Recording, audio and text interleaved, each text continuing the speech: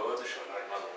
É sempre uma felicidade imensa estar aqui para falar, né, sobre as coisas da doutrina e sobre como ela pode nos tornar pessoas melhores, né?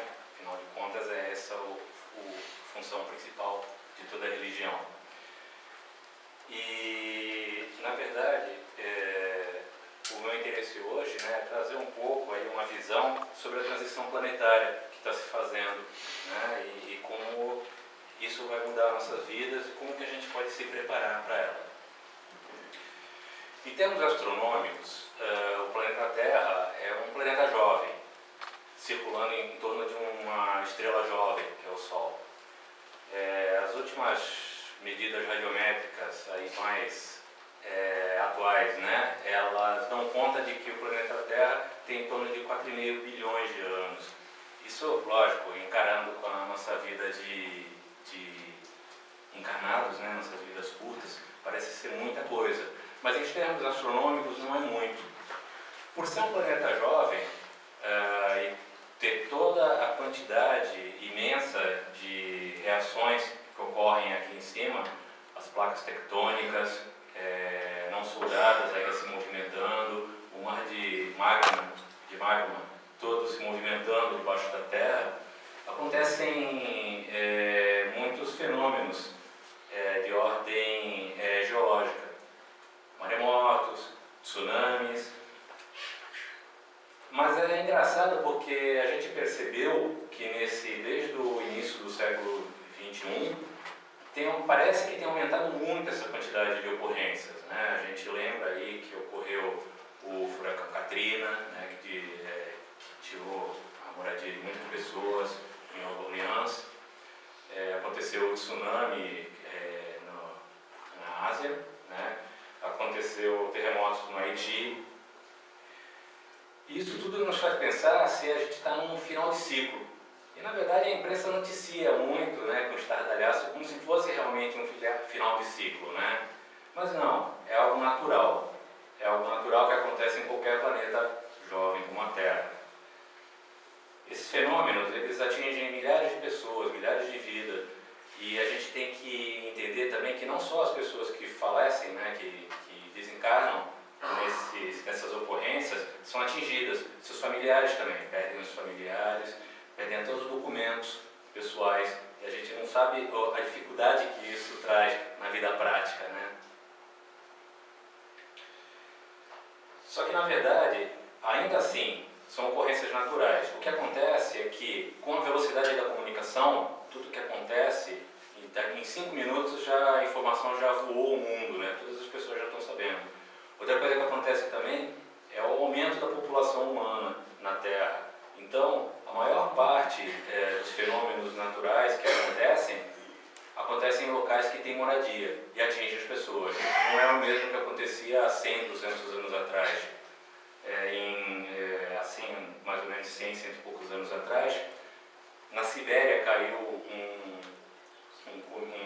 asteroide grande, que na verdade fez uma destruição grande numa floresta, mas numa floresta vazia. Na verdade ninguém viu, ninguém sofreu as influências e só ficaram sabendo depois, quando alguns cientistas ocasionalmente estavam por lá e viram os restos do asteroide. Mas hoje a gente está ocupando praticamente todo o globo terrestre e isso faz a gente pensar que talvez a gente tenha esgotado a quantidade de pessoas que pode ter aqui na Terra nesse atual nível de evolução, nesse atual nível de utilização das nossas matérias-primas, nesse atual nível de convivência. Então, é preciso a gente criar novos meios de convivência, um meio de convivência superior, meios de exploração do planeta superiores. E é isso que está ligado a esse fenômeno de transição. Esse fenômeno de transição que não tem nada a ver com destruição, mas tem a ver com renovar, com um mundo novo, com um mundo melhor ainda. Essa ideia de final do mundo, na verdade, ele é um conceito judaico-cristão. É um conceito que não existe em todas as religiões e não existe em todos os lugares, né? Mas o livro Transição Planetária, de Divaldo Franco, na verdade ele está psicografando o espírito Manuel Filomeno de Miranda, que está engajado nesse processo da transição e conhece muito bem esse processo, inclusive ajudando nesses fenômenos. E no livro, o Manuel Filomeno de Miranda, ele ensina para a gente que, na verdade, esses processos de destruição, esses maremotos, essas mortes de pessoas, estão apenas auxiliando a aumentar o processo de desencarne. Porque, na verdade, para que haja essa transição e que o mundo passe para um mundo de provas e expiações para um mundo de regeneração, é preciso que saiam daqui do planeta a maior parte dos espíritos que ainda são recalcitrantes no bem, que ainda estão lutando contra o bem. Bom, em primeiro lugar, a gente tem que ter, em respeito às vítimas, a gente tem que dizer que nem todas as pessoas que morreram nesses casos, né, são espíritos ligados ao mal. Isso é uma comparação simplista, né? A gente não pode fazer esse tipo de comparação. Na verdade, nesse livro, o Manuel Filomeno de Miranda fala em vários casos, né, de pessoas que acabaram de desencarnar no local, mas estão ajudando os espíritos salvadores, né? Ou seja, na verdade, o desencarne é apenas um desencarne mesmo. Você estava lá, não dava para fazer esse controle tão sério, né?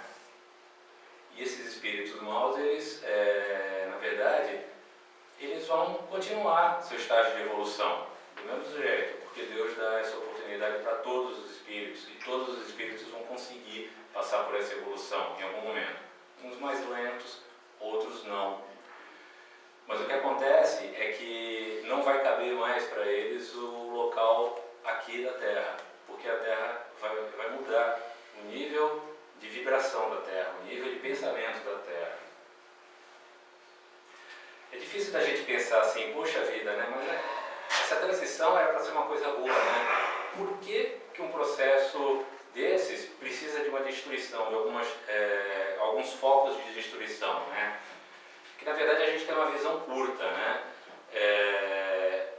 Tudo na Terra, tudo no nosso planeta é construção e destruição. É sempre assim.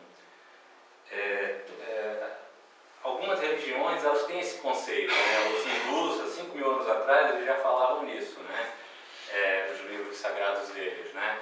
Que o universo, não só a Terra, mas o universo todo, ele é tomado por processos de construção e destruição, sempre, todo o tempo. Nós não conseguimos acompanhar isso porque nossas vidas são curtas, mas nossas vidas de espírito não. A gente tem que entender que existem 4 forças fundamentais na natureza: a força gravitacional, a força nuclear forte, a força nuclear fraca e a força eletromagnética. Todas essas 4 forças, elas estão agindo sempre a favor da destruição ou da reconstrução. É sempre assim, todo o tempo. A mesma força da gravidade, que é a força que junta todos os componentes, às vezes o menor átomo até a pedra, num planeta, é a mesma força que, quando acaba o combustível de uma estrela, faz ela desabar sobre si mesmo e acontece uma destruição. Mas quando essa estrela é destruída, toda a matéria dela semeia outros mundos e vai gerar mais construção. Nós funcionamos dessa forma também, né? Na psicologia, né? Sigmund Freud tem uma das teorias dele, é a teoria das pulsões.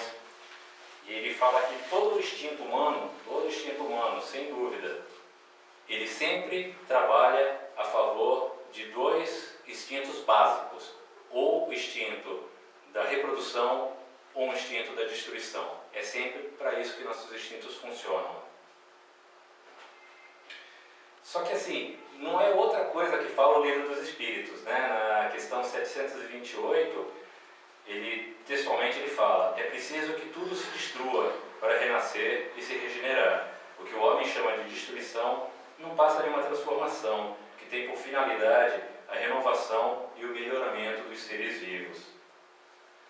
No entanto, essa destruição, a gente tem que entender, ela atinge apenas a matéria, ela atinge apenas o que é de material. O espírito, ele consegue passar por esse processo porque ele é energia pura. Então a gente vai continuar evoluindo cada vez mais para frente, apesar da destruição, apesar da reconstrução, apesar de tudo que acontece. Esses processos todos de construção e destruição, em nenhum momento da história, a gente percebe que em nenhum momento da história eles conseguiram segurar a evolução do ser humano, segurar o conhecimento do ser humano.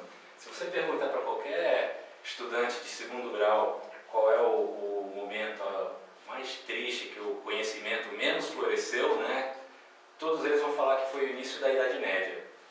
E, na verdade, é um pensamento comum, mais ou menos, né? Só que a gente, quando a gente está falando nisso, a gente tem uma visão do início da Idade Média apenas na Europa. Uma Europa que estava mergulhada em guerras, mergulhada em crises. Uma Europa que, no ano 1000, por exemplo, quando teve várias guerras, várias pestes, né? Eles, a partir de umas observações sombrias sobre o Evangelho de São João, eles acreditavam que o ano 1000, a virada do ano 1000, ia trazer o fim do mundo.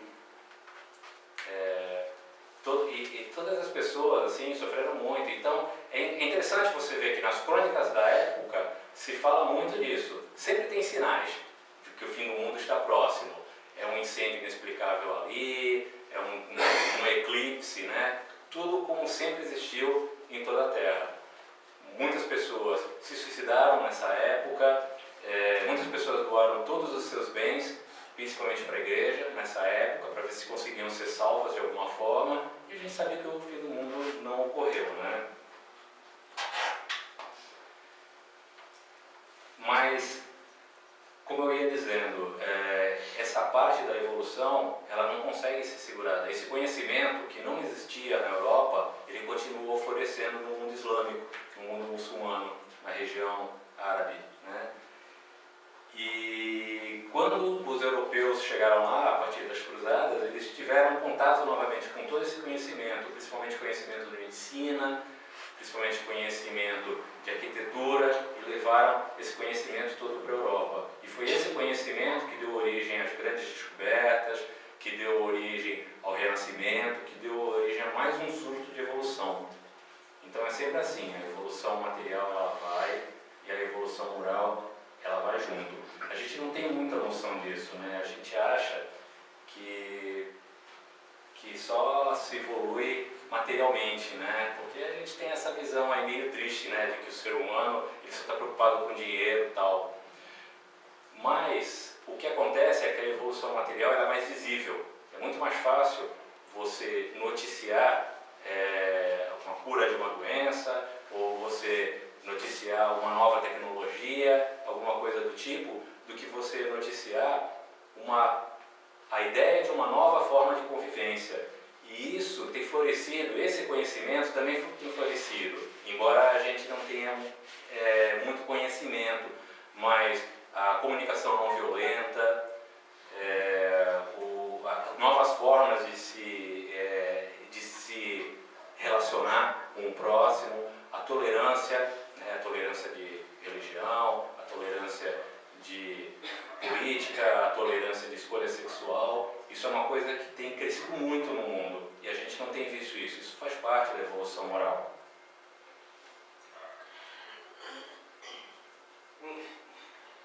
Bom, na verdade, esse processo de transição, então falando mais sobre o processo de transição, né, ele vem sendo posto à prática a partir do conhecimento do livro Transição Planetária, né? Desde os anos 70 do século XX. Desde os anos 70, o que vem acontecendo é o seguinte: vários espíritos que pertencem à nossa psicosfera, que sempre encarnaram aqui, mas são espíritos um pouco mais evoluídos, grandes filósofos do passado, grandes religiosos do passado, grandes cientistas do passado, começaram a ser chamados à reencarnação nos anos 70.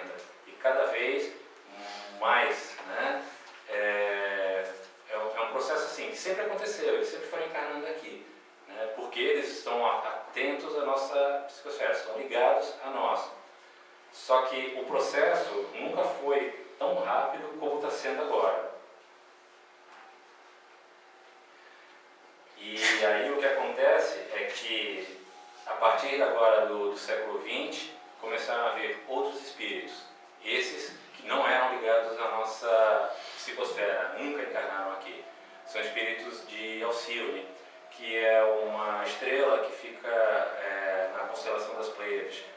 É uma estrela, a gente até consegue ver daqui da Terra, né, essa constelação, mas ela está muito distante. Só que devido a alguns fenômenos astronômicos, né, de posicionamento, houve a possibilidade de começar a encarnar esses espíritos aqui na Terra. E por que isso, né? Para a gente entender o porquê disso, a gente tem que entender o conceito de psicosfera, né? Um conceito bem interessante para a gente conversar. O conceito de psicosfera é assim: todos nós que estamos aqui na Terra estamos mergulhados no meio da atmosfera. Respiramos o ar, tal, que é uma coluna de ar, que tem uma certa composição química. Essa composição química é diferente em todos os planetas que têm atmosfera. Pois bem, a psicosfera é algo mais ou menos parecido. Todos os pensamentos, todos os atos das pessoas que estão aqui criam essa psicosfera. E essa psicosfera, ela atrai as pessoas que são ligadas a esse tipo de pensamento e esse tipo de atos. Então, é interessante a gente perceber disso, né? As pessoas às vezes reclamam que eu não vou bem com esse mundo, não é bem do jeito que eu quero, né? Na verdade, não é assim. Se você nasceu e encarnou aqui, é esse mundo que você pertence, pode ter certeza. Não tem reclamação, não tem erro, não tem nada do tipo. Você é ligado a esse mundo, você é ligado à sua família. Se você tem uma família difícil, aquela família que tem a psicosfera mais próxima de você. Por isso que você está ali, para aprender.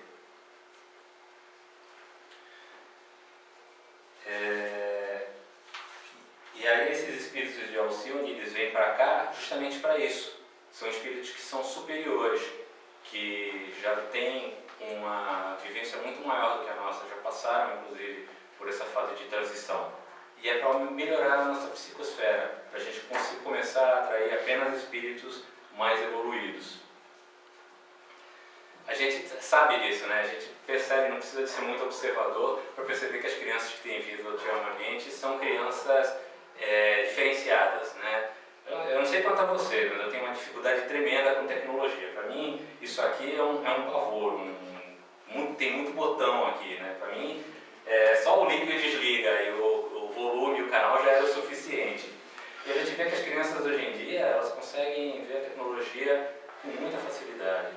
São crianças diferenciadas, elas têm esse mote da tecnologia rápida, do pensamento rápido.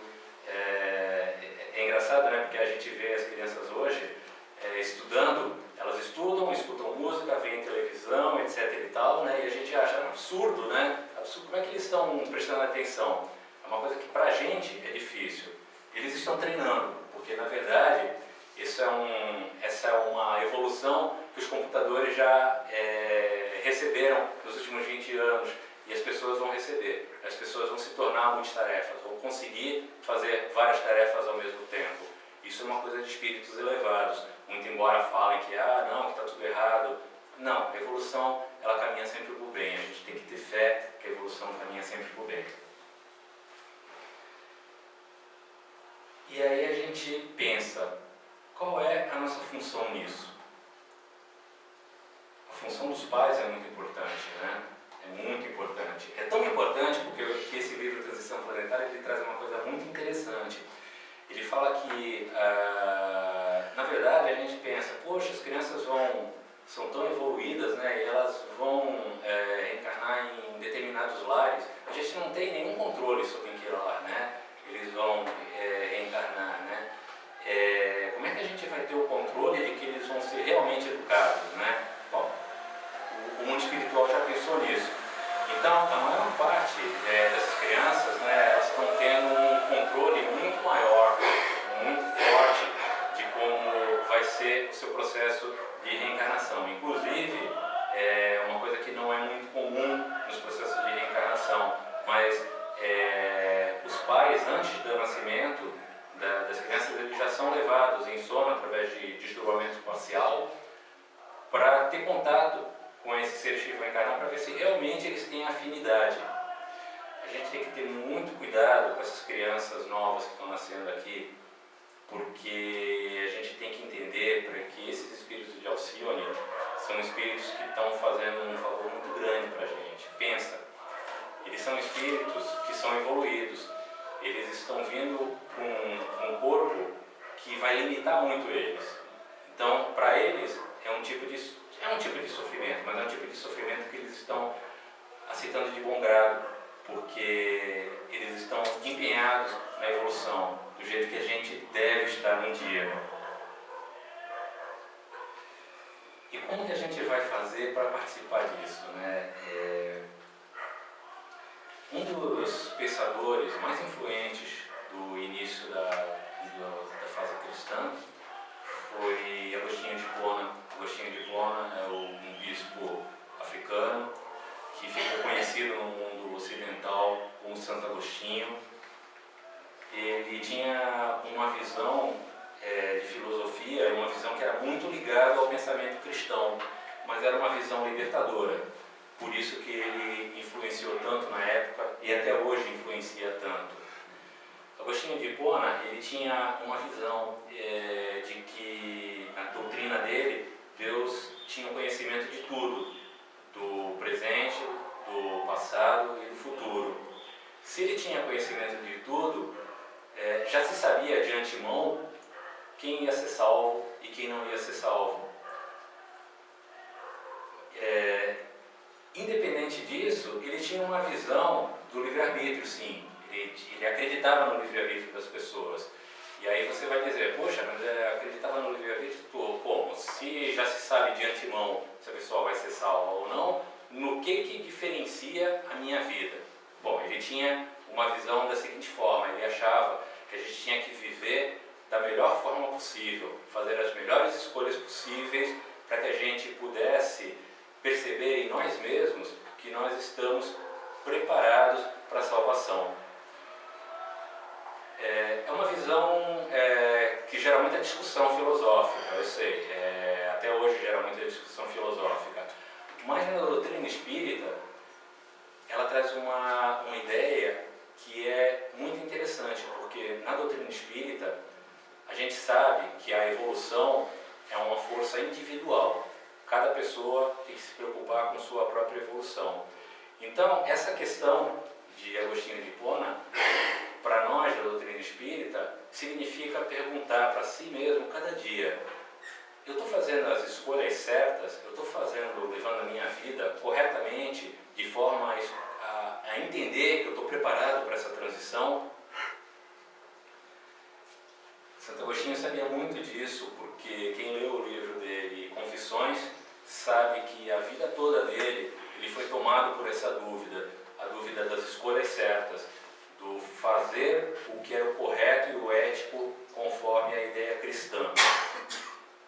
E a gente sabe que sempre a nossa melhor guia para esse tipo de coisa, de como levar a nossa melhor vida, é o Evangelho. No Evangelho de Mateus, um dia, Jesus está conversando com os seus discípulos e ele propõe a parábola das bodas. E ele fala que o reino dos céus é como se fosse um rei que está fazendo as bodas do filho. E nas bodas do filho, ele faz a festa, prepara tudo e ele manda os seus servos irem convidar os amigos para ir para essa festa. Mas os amigos não vão. Aí ele manda outros servos para convidar novamente os amigos dele, mas os amigos deles não estão preocupados com isso, para ir na festa da boda. Estão preocupados com seus negócios, estão preocupados com sua casa de campo e nem recebem os servos.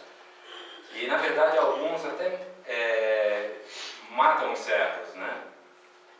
Quando o rei fica sabendo disso, ele fica furioso e manda seus exércitos naquelas terras onde ele tinha ido, naquela terra de iniquidade, e ele manda destruir tudo, colocar fogo em tudo. Mas aí ainda existe a festa, ainda existe a bodas, né? E tem que haver o casamento. Então ele chama os seus servos e fala: as pessoas que eu achava que eram dignas de vir, eu chamei e não vieram. Então, vão às ruas e chamem todos que vocês encontrarem para vir à festa. E aí eles foram, chamaram todos, os bons e os maus. Esse conceito é importante. Ele chamou todos, os bons e os maus, porque os maus também são chamados. Eles também têm essa chance de participar do reino de Deus. E aí, enche a sala de festa, todos estão se divertindo muito, está tudo muito bom. E aí o rei vai ver, entre os convidados, vai ver como que estão as coisas. Só que um dos convidados, ele olha e ele não está usando a veste nupcial, que é a veste que se usava sempre que se ia para o casamento, uma roupa comum. E ele pergunta, meu amigo, como que você vem numa festa de bodas e você não traz a veste nupcial? E ele não falou nada. E o rei falou para os servos, pegue essa pessoa, ate-lhe os pés das mãos e jogue na masmorra. Porque ele, na verdade, ele foi chamado, mas ele não se preparou para isso. Então, mande-o para as masmorras, onde haverá choro e ranger de dentes. A gente sabe que os primeiros convidados, às vezes, eles foram chamados, né, e não foram, porque, na verdade, não tinham nenhum interesse. Não tinham nenhum interesse. E ainda hoje existe isso, né? A gente vê que as pessoas algumas pessoas não têm nenhum interesse em melhorar a vida, em fazer da vida do outro algo melhor. Isso é muito importante, mas mesmo quando há o interesse, mesmo quando a gente quer se preparar, mesmo quando a gente segue uma religião, mesmo quando a gente acha que as coisas que são faladas numa palestra estão corretas, mesmo quando a gente conversa com um amigo que fala sobre religião e a gente fala, poxa, aquela pessoa está correta. A gente às vezes escuta isso tudo, acha isso tudo e a gente não muda a nossa vida. A gente mantém a vida como era antes, a gente mantém a roupa do homem antigo, a gente não coloca a veste nupcial, que é a veste que a gente tem que colocar para receber Jesus, para receber as belezas do Evangelho, para receber as ideias que a doutrina espírita traz para a gente como as ideias importantes. E o preparo, ele é o mais importante. A gente tem que estar sempre preparado para isso. A gente tem que continuar no nosso caminho, a gente tem que sempre pensar em ajudar o próximo, a gente tem que agir na caridade, a gente tem que agir no amor ao próximo, que é a forma da gente se preparar para essa transição que está vindo aí, para a gente saber que a gente faz jus a isso.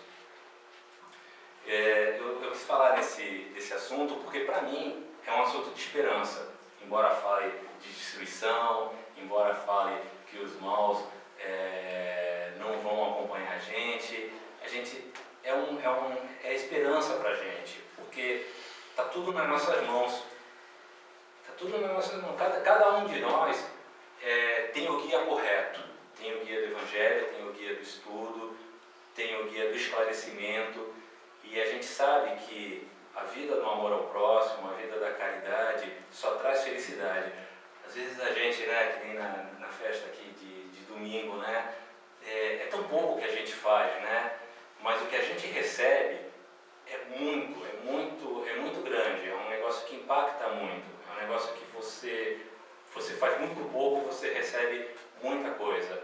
Embora essa muita coisa que você receba não seja palpável, né, você não consiga quantificar, mas você recebe muito, você recebe para a vida toda. Então, vamos aproveitar essa fase de Natal, essa fase do Ano Novo, essa fase que a gente começa a pensar em mudar. Às vezes a gente tem tantas resoluções de fim do ano, né? E as resoluções de fim de ano, a maior parte, elas são materiais, né? Vocês já perceberam, né? Trocar de carro, uma casa nova, sei lá, de casar, alguma coisa. Vamos tomar algumas resoluções de fim de ano desse tipo. Se tornar mais caridoso, olhar mais o próximo. Quando eu ver alguém na rua passando fome, olhar para aquela pessoa, não passar lotado por ela. Quando alguém vem chorando conversar com você, com alguma preocupação, em vez de você pensar, nossa, mas que coisa chata, essa pessoa só reclama da vida. Preste atenção, às vezes você tem muito a aprender com essa pessoa. E eu desejo a todos vocês um Natal desse tipo, um Natal ao cheiro de felicidade. Porque a partir do momento que a gente começar a ver o mundo com esses olhos, com os olhos da caridade, essa felicidade, ela vai ser, assim, contagiante. Ela vai aparecer de uma hora para outra, sem que você perceba.